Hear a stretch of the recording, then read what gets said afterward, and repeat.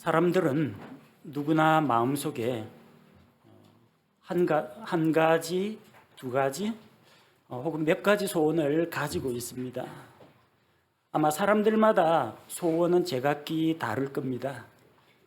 중요한 시험을 앞둔 사람 같으면 시험에 합격하는 것이 아마 소원일 겁니다.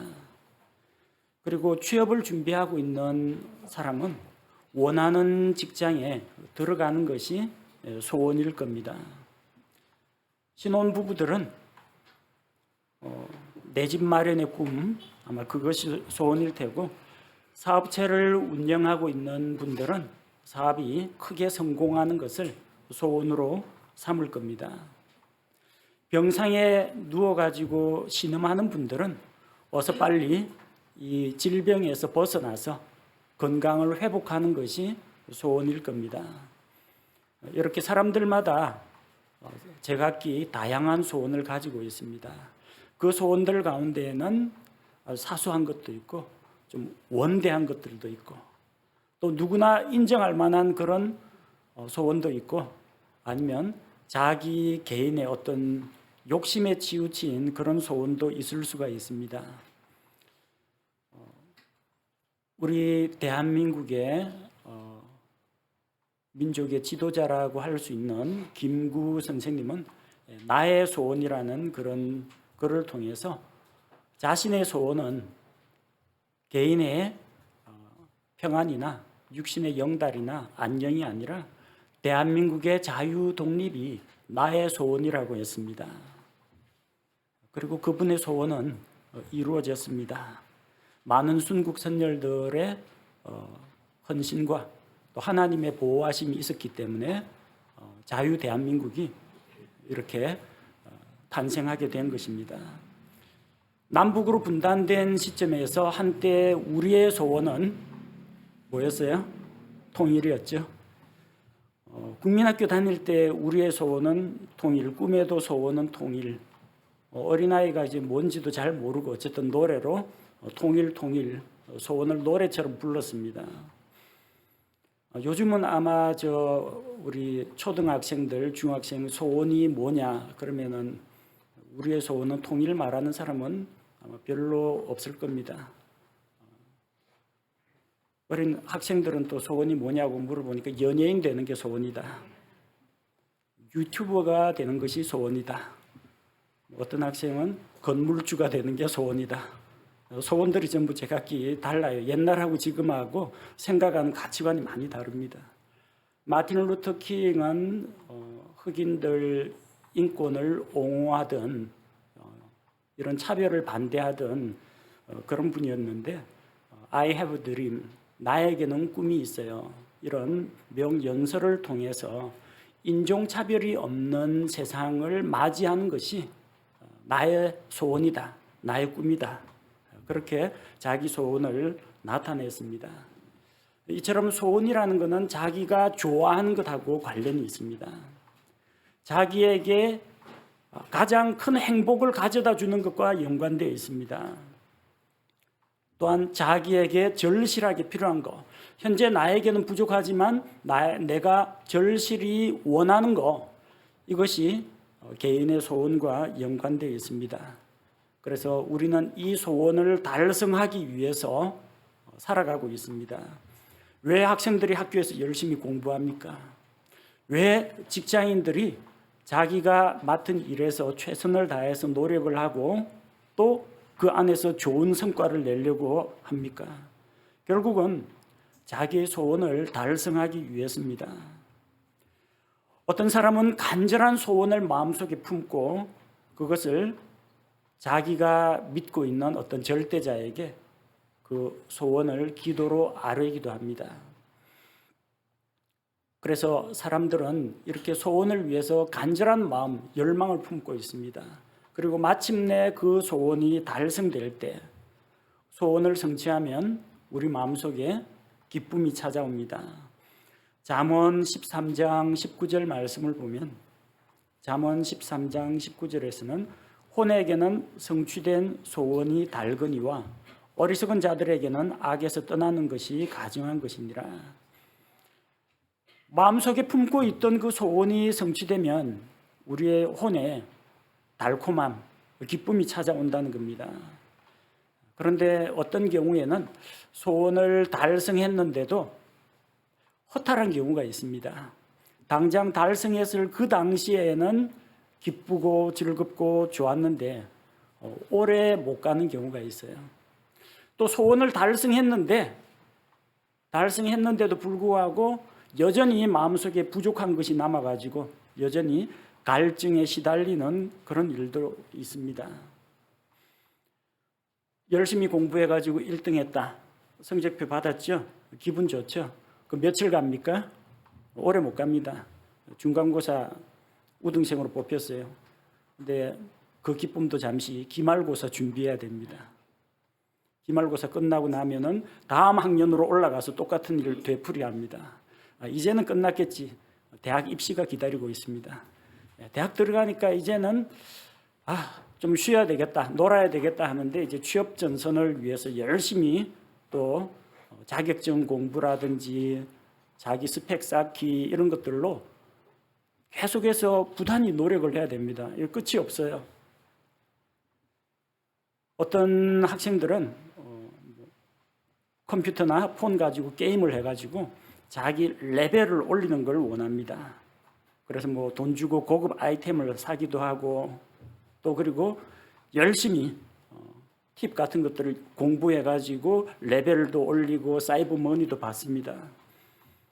근데 해봤자 여전히 자기 위에는 자기보다 더 레벨이 높은 고수들이 있고 자기가 가지지 못한 고급 장비들을 갖추고 있는 또 자기보다도 돈 많은 아무 필요 없는 건데 사이버 공간에서 통용되는 건데 거기에 애착을 갖고 있는 사람들이 있어요. 그래서 다른 자기 친구들보다 자기가 좀 레벨이 높고 실력이 높고 그러면은 자랑거리는 될지언정 그게 자기에게 만족을 주지는 못합니다. 은을 사랑하는 자는 은으로 만족하지 못하는 것처럼 사람의 욕심은 끝이 없기 때문입니다.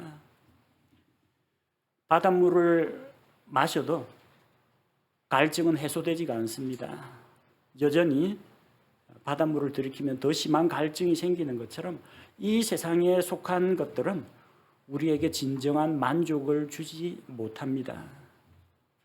소원을 달성한다고 해서 우리가 안고 있는 문제가 해결되거나 자기가 그토록 갈망한 것을 얻었다고 해서 우리에게 영원한 기쁨과 평안이 찾아오진 않는다는 겁니다. 그래서 우리가 한번 생각해 볼 필요가 있습니다. 우리 마음속에 소원이 있는가? 그 소원을 어떻게 달성할 것인가? 많은 경우에 사람들은 소원을 달성할 수 있는 방법을 찾으려고 합니다. 소원을 성취할 수 있는 부적을 얻기를 원합니다. 소원을 성취하기 위해서 누구에게 기도 부탁을 합니다. 우리는 그 소원, 목표를 달성하는 데 주로 관심이 있습니다. 그래서 무리하게 도전을 하기도 하고 너무 열심히 노력하다가 과로로 쓰러지기도 합니다. 또 남들보다 앞서가기 위해서 편법과 불법을 동원하다가 결국은 스스로 파멸에 이르기도 합니다. 그래서 우리는 소원과 연관해서 소원을 어떻게 달성할 것인가 거기에 관심을 쏟기보다는 내 소원이 무엇인지, 우리가 가지고 있는 소원이 무엇인지 하나님 앞에서 점검해 보는 것이 필요합니다. 내가 가지고 있는 소원은 정말 하나님을 기쁘시게 하는 것인가? 나의 소원은 주변 사람들에게 덕과 유익을 끼치는 것인가? 나의 소원은 이것만 성취되면 진정 나에게 기쁨과 만족을 줄 수 있는 것인가? 우리는 소원을 달성하는 방법보다도 어떤 소원을 마음속에 품어야 할 것인지 거기에 먼저 관심을 두어야 합니다. 성경 인물 가운데 다윗은 하나님으로부터 인정받은 사람이었습니다. 하나님의 마음에 합당한 사람이었습니다. 하나님께서 그를 크게 기뻐하셨습니다. 그 다윗은 하나님 앞에서 한 가지 소원을 품고 살았습니다. 주께서는 다윗의 소원을 들어주셨고 다윗은 그 소원을 성취함으로 말미암아 성공적인 삶을 살았습니다. 하나님 주시는 기쁨과 만족과 평안을 누렸습니다. 우리가 오늘 읽은 20편, 27편에 다윗이 어떠한 소원을 품고 있었는지, 또 그 소원을 가지고 그는 무엇을 했는지 성경 말씀에 기록되어 있습니다. 우리가 오늘 이 말씀을 통해서 나의 소원은 무엇인지, 내가 평생토록 추구해야 할 소원은 무엇이고 어떻게 그 소원을 이루어 갈 수 있는지 함께 살펴보기 원합니다. 오늘 27편 4절 말씀을 다시 한번 보겠습니다. 시편 27편 4절에 내가 주께 바라던 한 가지 일 바로 그것을 구하리니 그것은 곧 내가 평생토록 주의 집에 거하여 주의 아름다움을 바라보며 그분의 성전에서 여쭙는 것이라. 오늘 이 말씀을 통해서 다윗의 소원에 대해서 그리고 우리의 소원에 대해서 함께 생각하고자 합니다. 첫째로 다윗에게는 한 가지 소원이 있었습니다. 한 가지 소원이 있었습니다. 많은 소원이 있었던 게 아닙니다. 한 가지 소원입니다. 사람들은 이것저것 바라는 소원들이 많습니다.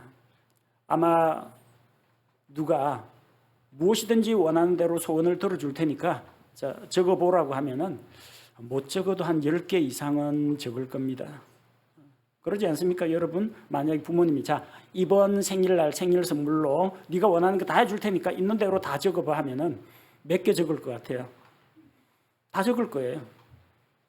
용돈 올려달라, 여행 가고 싶다, 맛있는 거 먹고 외식하고 싶다. 평소에 자기가 마음속에 있던 것들 다 적어 놓을 거 아니에요. 바라는 것들이 많아요. 사람들은 많은 소원을 품고 삽니다. 내가 직장에서 성공하길 원하고, 가정의 평안을 원하고, 내 아들, 딸들이 잘 되기를 원하고, 그리고 모두 다 건강하기를 원하고, 더 좋은 집, 더 좋은 자동차를 사기를 원하고, 바라는 것들이 참 많습니다. 그러나 다윗에게는 소원이 한 가지였다는 겁니다. 한 가지, 여러 가지가 아닙니다. 4절에 보니까 내가 주께 바라던 한 가지 일, 그는 하나님께 한 가지 일을 바랬습니다. 다윗이 다른 사람들에 비해서 욕심이 없었기 때문에 그런 건 아닙니다. 다윗은 욕심이 많았습니다. 하나님을 향하여 뜨거운 열정을 품었고 추구하고자 하는 바도 많았습니다. 그런데 하나님 앞에서는 한 가지 소원이 있었습니다. 왜냐? 그 소원이 가장 중요하기 때문입니다. 그 소원이 가장 좋은 것이기 때문입니다. 그리고 그 한 가지 소원이 이루어지면은 나머지는 모두 해결되기 때문입니다. 우리는 자기에게 나타난 여러 가지 증상들을 가지고 자기 소원을 찾으려고 합니다. 예를 들어서 쌀 떨어졌습니다. 차비가 없어요. 책 사야 합니다. 입을 옷이 없어요. 이거는 나타난 증상입니다. 한 가지가 부족해요. 한 가지. 뭐가 필요해요? 돈이 필요합니다. 한마디로 이야기하세요. 돈 있으면 책도 사고 쌀도 사고 그리고 옷도 사고 교통비도 나옵니다. 하나님 이거 없습니다. 하나님 저거 없습니다. 여러분의 소원이 쌀이에요? 차비예요? 용돈이에요? 아니죠. 하나님께서 경제적 필요를 채워주십시오. 이게 소원 아닙니까? 소원이 여러 가지 많은 것 같지만 결국은 하나라는 겁니다. 하나님 앞에서 무기력한 삶을 살고 있습니까? 마음에 기쁨이 없습니까? 뭔가 급한 일로 자기도 모르게 쫓기는 삶을 살고 있습니까? 혹은 시간이 흘러도 내가 영적으로 변화가 없습니까? 이 사람의 경우는 문제는 결국 하나입니다. 하나님의 말씀이 필요합니다. 성령 충만이 필요한 겁니다. 그 사람을 기쁘고 즐겁게 웃겨주는 것이 문제의 해결책이 아니라는 거예요. 해결책은 한 가지, 말씀 충만, 성령 충만. 그러면 해결이 되는 겁니다. 여러분, 하나님 앞에서 몇 가지 소원을 가지고 있습니까? 꼽아 보십시오. 그 소원이 정말 여러분에게 다 필요한 겁니까? 만약 그 중에서 가장 중요한 거 한 가지만 구하라고 하면은 무엇을 구하시겠습니까? 우리는 하나님 앞에서 자기의 소원을 꼽아보고 나에게 무엇이 필요한지를 한번 생각해 보아야 합니다. 아버지가 아들에게 소원을 말해보라고 합니다. 하나님 아버지께서 사랑하는 자녀들에게, 우리 성도들에게 소원을 이야기해 보라고 합니다. 많은 사람들이 이런저런 소원을 이야기할 겁니다. 내 아들, 딸 좀 바로잡아 주십시오. 혹은 이번 사업이 크게 성공할 수 있도록 도와주십시오. 병든 우리 가족을 고쳐주십시오. 여러 가지 소원을 이야기할 겁니다. 여러분 아들, 딸들에게 한번 소원이 뭐냐고 물으면은 여러 가지 소원을 이야기할 겁니다. 근데 그 중에 똑똑한 아들, 딸은요, 딱 한 가지를 집을 겁니다. 아빠만 있으면 돼. 이것만큼 아버지를 기분 좋게 하는 게 없습니다. 그 사실이기도 하고요.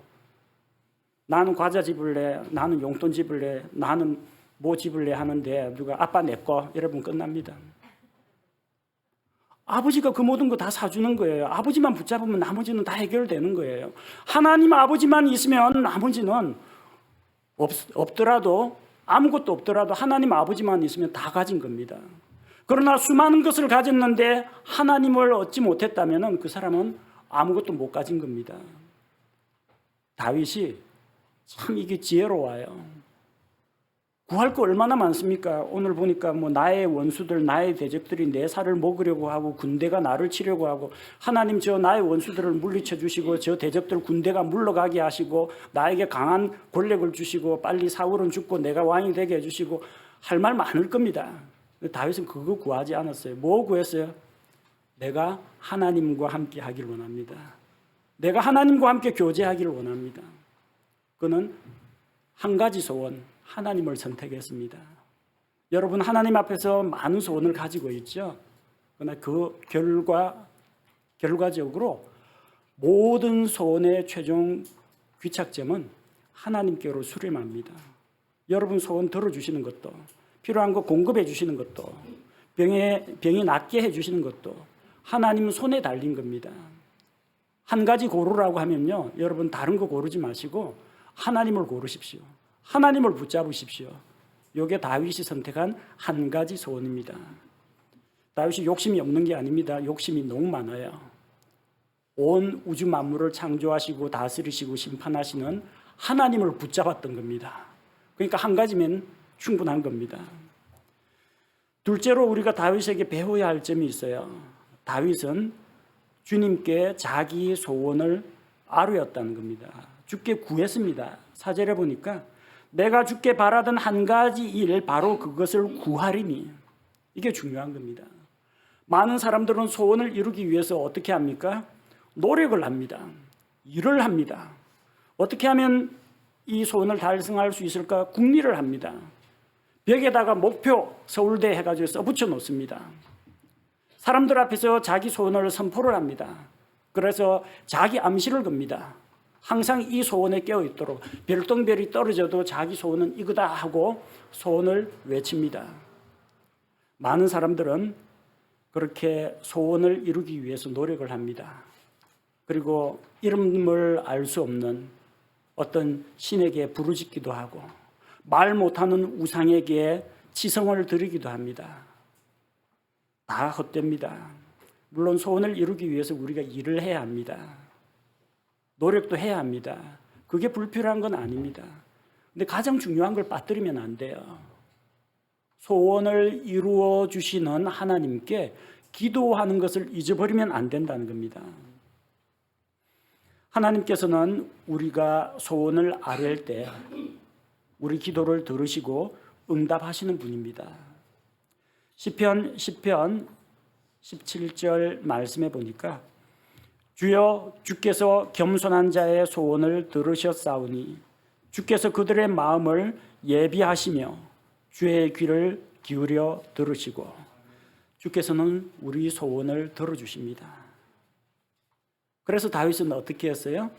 자기 소원을 들으시는 주님, 자기 기도를 들으시는 주님께 구하리니 기도하겠다는 겁니다. 다윗은 하나님께서 자기 기도를 들으신다는 것을 믿었습니다. 그것을 믿었기 때문에 기도한 것입니다. 다윗은 자기가 구한 그 소원은 오직 하나님만 들어줄 수 있는 것, 하나님께서만 허락하실 수 있는 것이라는 걸 알았기 때문에 하나님께 기도했던 것입니다. 아버지가 아들이 뭐 필요한지 알고 있습니다. 지금쯤이면 아들 용돈 떨어질 때 되었다는 걸 알고 있습니다. 아들이 평소 뭘 갖고 싶어 했는지 아버지가 다 관찰하고 알고 있습니다. 알고 있으니까 어느 날 깜짝 선물로 선물을 주기도 합니다. 근데 이 아버지가 돼 보니까요, 아버지 욕심이 또 있더라고요. 언제쯤 아들이 나를 찾아와 가지고 아빠 앞에서 애교를 부리면서 부탁을 할까? 그게 은근히 또 기다려져요, 아버지가. 그래서 아들한테 내가 다른 사람 앞에서는 몰라도 내 아들들 앞에서는 내가 아버지고, 그래, 아버지가 너희에게 모든 것을 공급하는 사람이라는 걸 보여주고 싶어요. 그래서 알고 있지만 아들이 원하기 전에는 미리 지갑을 열질 않습니다. 아들이 찾아오기를 기다립니다. 하나님께서 여러분 소원이 뭔지 모르실 것 같아요. 여러분의 영적인 필요가 무엇인지 하나님 다 알고 계십니다. 여러분이 무엇을 먹고 무엇을 입고 무엇을 써야 하는지 우리가 기도하기 전에 이미 알고 계시는 아버지 하나님이십니다. 전지전능하시니까 다 알고 계세요. 그러면은 내가 말하나 말하지 않으나 좀 척척척 알아서 갖다 주시면은 좋을 텐데, 물론 그렇게 채워주시는 것도 있습니다. 그러나 아버지의 마음은 아들과 대화를 원합니다. 아버지가 뼈 빠지게 일해가지고 아들 뒷바라지 하는 무슨 하인입니까? 아니죠. 가족입니다. 가족이면은 뭐 물건을, 돈을 주거니 받거니 하는 그런 관계가 아니라 사랑이 오가고 마음과 마음이 통하고 교제가 이루어져야 가족이에요. 아버지는 돈 벌어다 주는 사람 아닙니다. 엄마는 밥 해주는 사람 아니에요. 우리의 모든 필요를 채워주는 분이긴 하지만 부모님이세요. 하나님도 마찬가지입니다. 하나님이 이거 뭐 문지르면은 펑 하는 연기와 함께 나타나는 램프의 요정 지니가 아닙니다. 내 아쉬울 때만 하나님 불러내다가 뿌려먹는 그런 하나님이 아니에요. 하나님은 우리의 아버지십니다. 아버지가 뭘 원하겠어요? 자녀들과 대화하기를 원합니다. 마음속에 필요한 것, 소원이 있거나 영적인 갈망이 있거든 아버지 앞에 나와서 기도하십시오. 아버지가 그 아들, 딸들의 그 목소리를 듣기 원하는 것처럼 하나님 아버지께서도 우리의 부르짖는 기도를 듣기를 원하십니다. 여러분 마음속에 소원이 있을 겁니다. 그 소원을 하나님께 기도로 아뢰십시오. 기도하기에 부끄러운 소원입니까? 하나님 앞에 내놓기 부끄러운 소원이라면 그 소원은 잘못된 소원입니다. 우리가 하나님 앞에 기도로 나아가서 우리의 간절한 소원과 열망을 아뢰을 때 하나님께서 우리 기도를 들으시고 기뻐하시고 그 소원을 이루어 주신다는 겁니다. 세 번째로 다윗의 소원은 주의 집에 거하는 것이었습니다. 이 시편 27편은 다윗이 대적에게 쫓기던 당시에 지은 시라고 합니다. 2절에 보니까 사악한 자들이 그를 괴롭혔습니다. 그의 원수들, 그의 대적들이 다윗을 잡아먹으려고, 내 살을 먹으려고 나와왔습니다. 군대가 나를 대적하여 진을 칠지라도 사울도 다윗을 죽이려고 군대를 동원했고 압살롬도 반역을 저지르고 다윗과 대치하여 군대를 일으켰습니다. 전쟁이 일어났습니다. 절박한 상황이에요. 5절에 보니까 고난의 때에 다윗이 고난을 겪고 있던 그런 때였습니다. 원수들, 괴롭히는 자들, 대적들, 압박하는 군대들. 12절에 보니까 나를 내 원수들의 뜻에 넘겨주지 마소서. 거짓 증인들과 잔인함을 토해내는 자들이 나를 치려고 일어났나이다. 그를 대적하여 거짓 증언하고 모함하는 자들, 시비를 거는 자들, 잔혹한 자들, 이런 자들이 다윗을 치려고 했습니다. 이런 상황에서 그의 소원이 무엇이겠습니까? 하나님, 대적을 이길 수 있는 힘을 주십시오. 저에게도 군대를 주십시오. 하나님, 저를 대적하는 자들은 모두 다 천벌을 받아 멸망하게 해 주십시오. 하나님, 지금 겪고 있는 이 고난의 때가 빨리 지나가게 해 주십시오. 하나님, 내 원수들의 손에 나를 넘겨주지 마시고 저 거짓 증인들의 입을 다 찢어 주십시오. 하고 싶은 말이 많을 겁니다. 근데 다윗은 그걸 구하지 않았다는 거예요. 뭘 구했습니까? 다윗의 소원은 하나님과 함께 교제하는 것이었습니다. 다윗은 주 하나님께 자기의 소망을 두었습니다. 시편 39편 7절에 보니까 시편 39편 7절에는 주여 이제 내가 무엇을 기다리나이까? 나의 소망은 주께 있나이다. 다윗의 소망은 이 세상이나 세상에 속한 것이 아니라 저 하늘에 계신 하나님께 그의 소망을 두었다는 겁니다.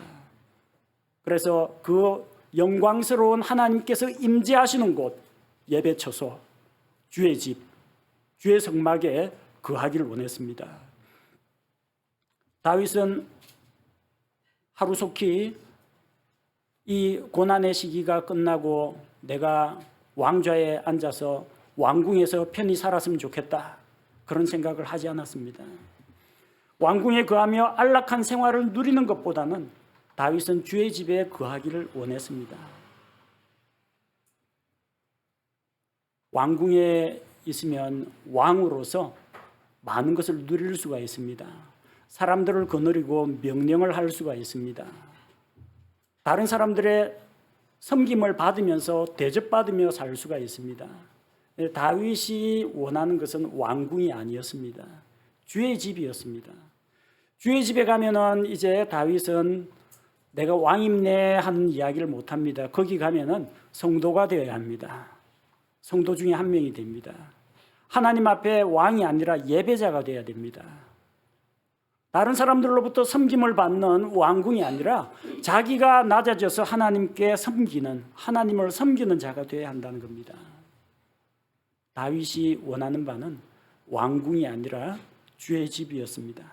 하나님께 예배하고 하나님과 교제하는 것을 그가 가장 소중하게 여겼던 것을 알 수가 있습니다. 사랑하는 성도 여러분, 여러분은 무엇을 소망하십니까? 왕궁을 원하십니까? 예배처소를 원하십니까? 크고 넓고 편리한 집을 원하십니까? 아니면은 어떤 환경에서도 나와 함께 하시는 하나님, 그 하나님과 함께 교제하는 작은 골방, 기도실을 원하십니까? 우리는 다윗의 마음을 엿볼 수가 있습니다. 고난 중에 쫓기는 삶을 살면서도 그는 육신의 편안함이나 또 자기가 왕좌에 앉아서 다른 사람을 호령하는 것을 원치 않았고 겸손히 낮아져서 하나님의 종으로서 하나님의 신실한 예배자로 있기를 원했던 것입니다. 우리도 다윗처럼 이런 열망을 가져야 합니다. 찬송가 879장에는 내 평생 소원 이것뿐, 주의 일을 하다가 이 세상 이별하는 날 주 앞에 가리라. 이 땅에 있는 동안은 주님을 위해 일하고 그리고 이 고생과 수고가 끝난 후 주의 앞에 가서 주님과 함께 영원히 있는 것이 자기의 소원이라는 겁니다. 828장 찬송에서는 내 평생의 소원, 내 평생의 소원, 대속해 주신 사랑을 간절히 알기 원하네. 우리 함께 부른 찬송입니다. 여러분도 그렇습니까? 내 평생의 소원이 나를 구원하신 주님을 더 알아가는 것, 그 주님을 더 닮아가는 것, 내가 하나님 닮은 하나님 사람이 되는 것, 그걸 원하십니까? 다윗과 같은 그런 소원을 품어야 합니다. 하나님께서는 이렇게 주의 집을 사모하고 하나님께 예배드리기 원하는 예배자를 찾고 계십니다. 하나님은 영이십니다. 그래서 영과 진리로 하나님께 나아와서 예배드리는 자를 지금도 찾고 계십니다. 우리가 바로 다윗과 같은 그런 예배자가 되기를 원하십니다. 이것이 하나님의 원하시는 바였고 다윗의 소원이었습니다.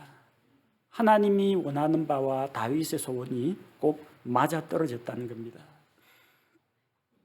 네 번째로 다윗은 주의 집에 평생토록 거하기를 원했습니다. 4절 말씀에 기록되어 있죠. 그것은 곧 내가 평생토록 주의 집에 거하여.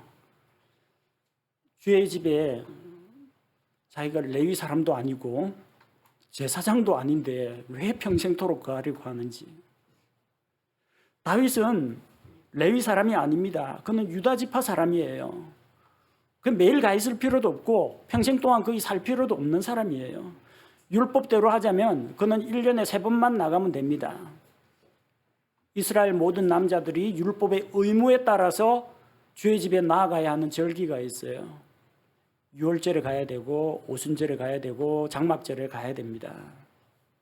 그리고 죄를 지었을 때는 이제 죄 헌물 가지고 범법 헌물 가지고 나아가야 합니다. 율법의 의무로 지정되는 건 거기까지입니다. 다윗은 그런 의무에 따라서 하나님을 만나기를 원치 않았습니다. 하나님과 교제하는 삶을 다윗은 율법의 요구라고 생각하지 않았습니다. 의무감이 아니라 자원하는 마음으로 하나님과 교제하기를 원했습니다. 구약시대의 희생 헌물에 보면은 반드시 드려야 하는 그런 헌물이 있어요. 죄 짓거나 범법을 하면 죄 헌물, 범법 헌물을 드려야 됩니다. 그럼 죄 안 지었다, 범법이나 뭐 이런 거 생각나는 거 없다 그러면 하나님께 안 가도 되느냐? 근데 하나님께서 마련하신 제도 가운데에서 자원 헌물이 있습니다. 서원 예물도 있습니다. 감사 헌물도 있습니다. 이건 특별한 일이 없더라도 특별히 감사한 일이 있으면 감사 헌물 드리면 됩니다. 근데 특별한 감사가 없을지라도 자원하는 마음으로 내가 먼저 하나님께 찾아가서 하나님께 예물을 드리고 그분과 교제할 수가 있습니다. 율법의 의무가 아니라 하나님과 교제하는 것은 우리 마음의 기쁨입니다. 다윗은 일평생 주의 집에 거하기를 원했습니다. 그는 하나님과 함께 교제하는 것을 일주일에 한 번으로 제한하지 않았습니다. 다윗은 3박 4일 프로그램이나 하나님과의 특별 만남 100일 이런 행사를 하질 않았습니다. 날마다 살아있는 동안, 숨쉬는 동안 날마다 평생토록 주의 집에 거하기를 원했습니다. 성도 여러분, 정말 다윗과 같은 이런 마음 우리 품고 있습니까? 그냥 월, 화, 수, 목, 금, 토, 일요일 되니까 교회 가는 날이네요. 습관적으로 나오신 분이 있습니까? 일요일 날 또 교회 안 가니까 집안에 안 좋은 일이 생기더라. 뭔가 불길하다. 그래서 혹시 일요일 날 어디 낚시 등산 가다가 뭐 벼락 맞은 사람이 있다 하더라. 그거 무서워가지고 일요일은 선심 쓰듯이 하나님 앞에 양보합니까? 아니면은 어서 속히 주일이 오기를 손꼽아 기다리는 마음으로 여러분 그런 열망을 가지고 이 자리에 오셨습니까? 하나님을 생각하는 것이 우리 마음속에 얼마나 기쁨인지. 일주일에 한 번 공적인 예배 이것도 간절히 사모해야 하지만 다윗처럼 날마다 주의 집을 사모하는 이런 마음을 가져야 합니다. 주님을 날마다 주께서는 날마다 우리와 만나기를 원하십니다. 영원하신 하나님께서 우리 평생 동안 우리 삶을 다스리시고 인도하기를 원하십니다. 우리의 주인이 되어서 우리와 함께 이 인생길을 걸으시기를 원합니다. 하나님께서도 그것을 원하고 있습니다. 주일만이 아닙니다. 무슨 특별 무슨 기간 그때만이 아닙니다. 하나님께서는 우리가 매일의 삶 가운데에서 하나님을 만나고 교제하기를 원하십니다.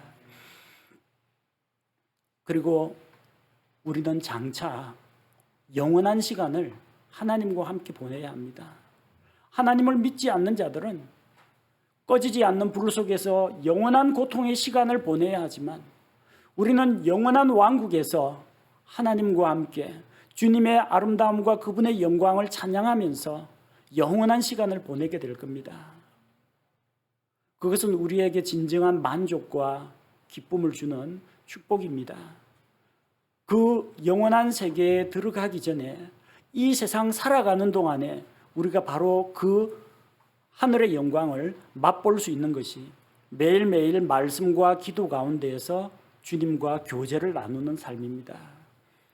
다윗은 이런 삶을 원했습니다. 특별한 안식일이나 특별한 절기에만 하나님을 만나는 것이 아니라 날마다 내가 살아 숨쉬는 동안 내 평생에 주의 집에 거하기를 원했다는 겁니다. 그런 다윗의 마음을 우리가 본받아야 합니다. 다섯 번째로 다윗은 주의 아름다움을 보기를 원했습니다.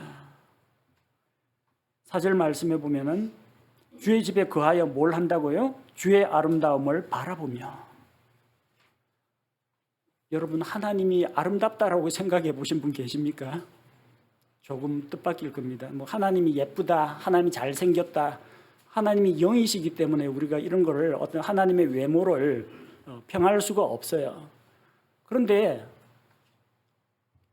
우리 요 성경 본문 말씀에 보니까 하나님의 아름다움이라는 표현이 나옵니다. 주의 아름다움을 바라보며, 주의 아름다움을 바라보며.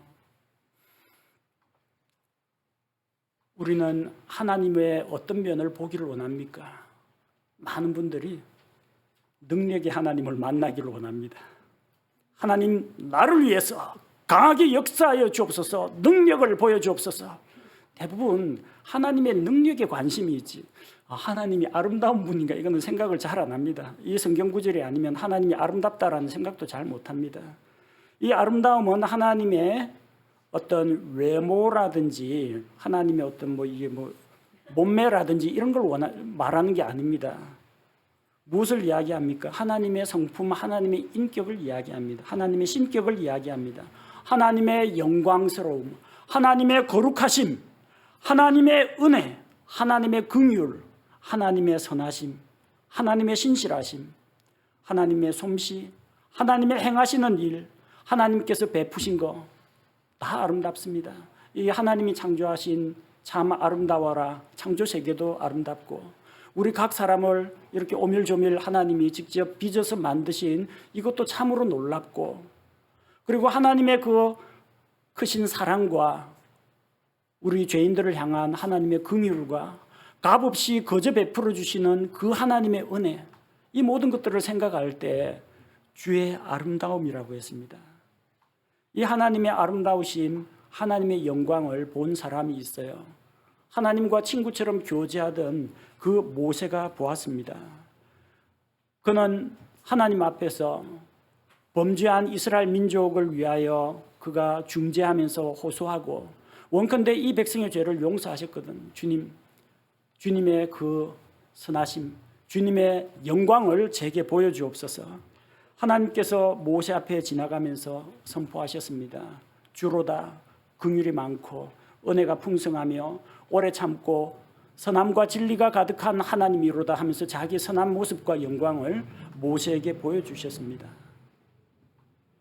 그래서 그 하나님의 영광스러운 모습을 본 모세가 시편 90편 17절에서 모세의 시, 시편 90편 17절에 보니까 주 우리 하나님의 아름다움이 우리 위에 임하게 하시오며 우리 손이 행한 일을 주께서 우리 위에 굳게 세우소서. 참으로 우리 손이 행한 일을 그 일을 주께서 굳게 세우소서. 그는 하나님께서 능력 있게 행하신 일보다는 주의 아름다움을 앞세웠습니다. 주 우리 하나님의 아름다움이 우리 위에 임하게 하옵소서. 여러분, 예배를 통해서 설교자의 말을 통해서 은혜를 받겠다. 그것도 물론 옳습니다. 그러나 우리가 하나님 앞에 나와서 예배하는 것은 이 설교는 예배의 한 부분에 불과합니다. 우리 하나님 앞에 나와서 찬양 부르죠. 하나님 앞에 나와서 기도하죠. 하나님 앞에 예물을 드리죠. 그리고 말씀을 듣죠. 또 마음속에 말씀을 듣고 아멘으로 화답하죠. 이 전체가 다 예배입니다. 그 예배를 통해서 우리가 무엇을 봐야 하느냐? 오늘 목사님 설교에서 좋은 거 했다. 요거 새로 깨달았다. 이것뿐만이 아니라 하나님의 영광을 맛보아야 합니다. 그래야 예배의 감격에 빠질 수가 있어요. 내가 믿고 있는 하나님, 내가 섬기는 하나님이 너무나 아름답고 위대하고 놀라우신 분이라는 것을 생각할 때 가슴이 저려와야 돼요. 전율이 일어나야 됩니다. 이런 하나님을 내가 몰랐더라면 어찌 되었을까? 이 놀라운 하나님이 나를 만나주시고 나를 사랑하시고 나와 교제를 나누시고 우리 회중 가운데 임재하신다는 거, 이 기쁨과 감격을 우리가 누려야 합니다. 하나님의 아름다움, 하나님의 선하심, 하나님의 긍휼, 하나님의 그 영광스러움을 경험하면은 천국이 따로 없습니다. 내 주 예수 모신 곳이 그 어디나 천국이니. 다윗은 바로 그런 마음과 열정을 가지고 있었습니다. 내가 주의 집에 거하면서 주님의 영광을 바라보고 그분의 아름다움을 찬양하기를 원했던 것입니다. 날마다 우리에게 하나님과 교제할 수 있는 기회가 있습니다. 아침에 일어나서 말씀 읽고 기도하고 묵상하면서 하나님을 만나십시오. 놀라우신 하나님, 은혜와 긍휼이 풍성하신 하나님, 그리고 그 하나님을 만나고 주의 아름다움을 바라보고 그것을 우리의 기쁨과 만족으로 삼아야 합니다. 다윗은 일평생 주의 집에 거하며 주의 아름다움을 경험하기를 원했습니다. 여섯째로 다윗은 성전에서 주님과 대화하기를 원했습니다. 4절 말씀에 주의 아름다움을 바라보며 그분의 성전에서 여쭙는 것이라. 하나님의 어떠하심을 보게 되면 그 하나님께 여쭙고 기도하게 됩니다. 다윗은 주의 성전에 들어가기를 원했습니다. 근데 그 당시는 예루살렘 성전이 아직 세워지기 전입니다. 예루살렘 성전은 다윗이 죽고 나서 솔로몬 때 건축이 되었습니다. 이 성전은 하나님의 언약궤가 보관되어 있는 천막, 텐트, 그 당시 이제 성막이었습니다. 다윗은 텐트 안에 있는, 성막 안에 있는 하나님의 언약궤, 그 위에 하나님의 영광이 임재한다는 것을 알고 자기가 그 주의 성막에 나아가서 하나님께 여쭙고 하나님과 대화하기를 원했던 것입니다. 다윗이 대적에게 쫓기는 동안 가장 괴롭고 힘든 일이 있었습니다. 광야 생활을 하면서 물이 부족해서 어려움을 겪기도 했고 양식이 떨어져서 다른 사람에게 손을 내민 적도 있었고 사울에게 쫓기면서 생명의 위협을 느끼고 정신없이 달아나던 때도 있었고 때로는 광야에서, 사막에서, 때로는 허허벌판에서, 때로는 반석 위에서, 때로는 동굴 속에서 그는 하나님을 부르짖고 찾았습니다. 다윗이 제일 절박했던 것은 무엇이었느냐? 안식일이 되어도 성소에 나아갈 수가 없다는 겁니다. 도망가는 몸에 어떻게 하나님께 예배드리러 갈 수가 있겠습니까? 늘 쫓겨다녔어요. 물론 하나님께서는 광야에서도 빈 동굴에서도 그를 만나 주셨습니다. 다윗은 지금 이렇게 동굴 속에서 하나님께 부르짖고 때로는 모래벌판에서 때로는 바위 틈에서 하나님께 경배를 드리기도 했지만 안정된 처소에 계신 그 하나님 앞에 나아가서 많은 백성과 함께 같이 경배드리는 그날을 꿈꿔왔던 것입니다. 내가 주의 집에서 평생 동안 거하면서 주의 성전에서 내 하나님께 여쭙기를, 내 하나님께 기도하고 그분과 교제하기를 원했다는 겁니다. 오늘을 살아가는 우리 그리스도인들, 우리는 과연 주의 성전을 통해서 아버지 하나님께 나아가기를 원하고 있습니까? 예루살렘 성전은 저기 팔레스틴 지방 먼 곳에 있습니다. 그쪽은 아직도 이슬람 세력과 갈등과 대립이 끊이지 않는 곳입니다. 우리는 아마 살아있는 동안 예루살렘 성전에 갈 기회가 있는 분이 얼마나 될지 모르겠어요. 그러나 우리는 언제나 성전을 가까이에 두고 있습니다. 그것은 이 예배당 건물을 이야기하는 것이 아닙니다. 성경은 예수 그리스도를 구원자로 믿고 하나님의 자녀가 된 자들, 마음속에 예수님을 영접한 자들, 그 자들을 가리켜서 성전이라고 이야기합니다. 성령님께서 우리 안에 내주하십니다. 그래서 우리 몸이 하나님의 성전이 되었습니다.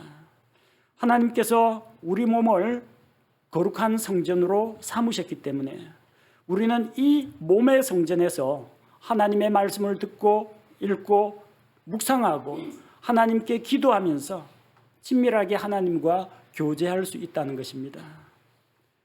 다윗이 성전에서 주님과 대화하기를 원했던 것처럼 우리는 주께서 성전 삼으신 이 몸을 가지고 이 몸으로 하나님 앞에 예배하며 하나님 앞에 하나님과 더불어 교제하는 삶을 누릴 수가 있습니다. 다윗의 그 소원이 이루어졌던 것처럼 우리가 다윗과 같은 이런 마음을 품고 하나님께 기도할 때 우리에게도 이런 놀라운 소원이 이루어질 줄로 믿습니다. 믿음의 사람 다윗에게는 하나님 앞에서 오직 한 가지 소원이 있었습니다. 그것은 그가 일평생 주의 집에 거하면서 주의 아름다움을 바라보면서 주님과 교제하는 것이었습니다. 다윗은 이 한 가지 소원을 구했고 마침내 응답을 받았습니다. 우리 하나님 앞에서 큰 소원을 가지십시오. 물질의 필요도 있을 테고 건강의 필요도 있을 테고 사업이나 자녀 문제도 있겠지만 하나님이 계시면 이 모든 것은 자연히 해결되는 문제입니다. 만약에 하나님이 없다면 이 어느 것에도 우리는 형통함을 볼 수가 없습니다. 오로지 다윗처럼 나의 소망은 주께 있나이다. 주께 소망을 두고 주님과의 교제를 사모하는 성도들이 되시기 바랍니다. 우리의 소원은 한 가지입니다. 우리 주 하나님과 교제하면서 그분을 더 깊이 알아가고 또 하나님의 아신 바 되는 자가 되는 것입니다. 우리 함께 기도하겠습니다. 하나님 아버지, 많은 사람들이 여러 가지 갈망을 가지고 소원을 품고 살아갑니다. 또 그 소원을 이루기 위해서 정말 많은 노력을 기울이고 관심을 쏟습니다. 그러나 우리가 잊지 말아야 할 것은 가장 중요한 한 가지 소원, 그것을 항상 마음에 품고 살아가게 하옵소서. 다윗이 수많은 것들을 구하지 않고 오직 한 가지 소원을 구했던 것처럼 또 그 소원을 하나님께 기도로 아뢰었던 것처럼 우리의 소원을 돌아보고 하나님 앞에서 우리의 소원을 기도로 구하고 응답받게 하옵소서. 다윗이 구하는 바는 그가 주의 집에 거하면서 일평생 주의 아름다움을 바라보면서 하나님을 찬미하고 주께 기도로 아뢰는 것이었음을 살펴보았습니다. 우리의 소원이 바로 이와 같게 하옵소서. 하나님을 얻는 자, 모든 것을 이미 얻은 자라는 것을 우리가 기억하게 하옵소서. 세상 다른 어떤 것보다도 가장 존귀하신 주님을 얻고 주님께 발견되는 자가 되기 원합니다.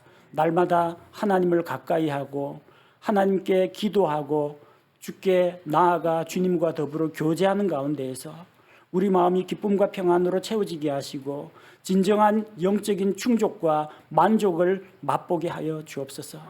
우리 일평생 다 가는 동안 주의 아름다움을 바라보며 사모하는 성도들이 되게 하시고 저 영원한 천국에서 영원한 시간 동안 하나님과 교제하는 기쁨과 복락을 누리게 하옵소서. 예수님의 이름으로 기도합니다. 아멘.